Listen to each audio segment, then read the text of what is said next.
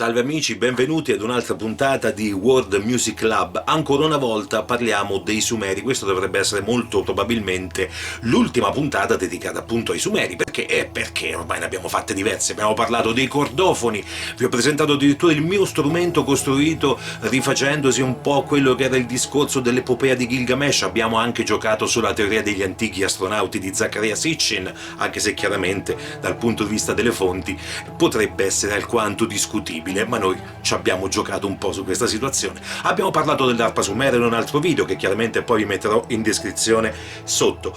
Abbiamo parlato di tante cose, della più antica forma scritta di musica che era appunto un brano sumero, e chiudiamo il giro con l'ensemble musicale vera e propria legata ai Sumeri, quindi tutti gli strumenti che facevano parte di quello che poteva essere un gruppo musicale che stava all'interno magari di una cerimonia religiosa o civile o di intrattenimento. Prima però vi ricordo, se siete capitati qui per caso, magari vi consiglio di iscrivervi al canale, di mettere un like al video, perché chiaramente tutto aiuta l'algoritmo di YouTube per far circolare questo video, magari a farlo vedere a più persone possibili. Se poi riusciamo anche a condividerlo sarebbe il massimo, ma vedete voi, a noi già va bene così. Allora, per quello che riguarda gli strumenti sumeri, ce n'erano chiaramente di diverso tipo. Innanzitutto, strumenti a percussione, tamburi a cornice, tamburo classico che si suona con il battente o con la mano. Questo lo troviamo in tutto il sud-est asiatico, lo troviamo anche in altre zone dell'Asia, lo troviamo un po' dappertutto, lo troveremo poi anche nel nord Europa, lo troveremo in Irlanda e in tantissimi altri posti. Anche lì si utilizzava, ma non è di origine sumera, arriva molto prima.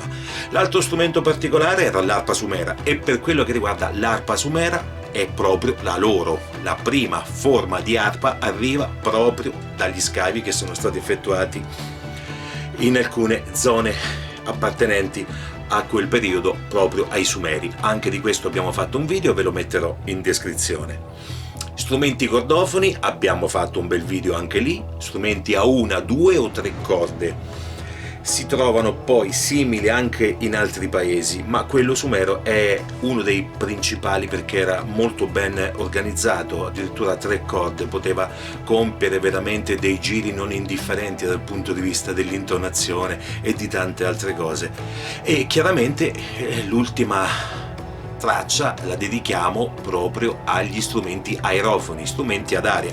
Gli antichi sumeri utilizzavano diverse tipologie di strumenti ad aria, come sono stati rinvenuti in alcune tombe, non solamente di canna, non solamente di legno, ma anche di osso, come capitava già nella Cina antica. Non è una novità quella dei flauti di osso nei Sumeri, si trovavano già da molti anni prima. Addirittura ci sono delle tracce che parlano nella Cina arcaica, primo esempio di flauto d'osso che è stato ritrovato, quindi da questo punto di vista non hanno inventato nulla. Però se mettiamo insieme tamburi a cornice, arpa sumera, flauti vari e aggiungiamo strumenti a corda, vediamo che l'ensemble è veramente completa.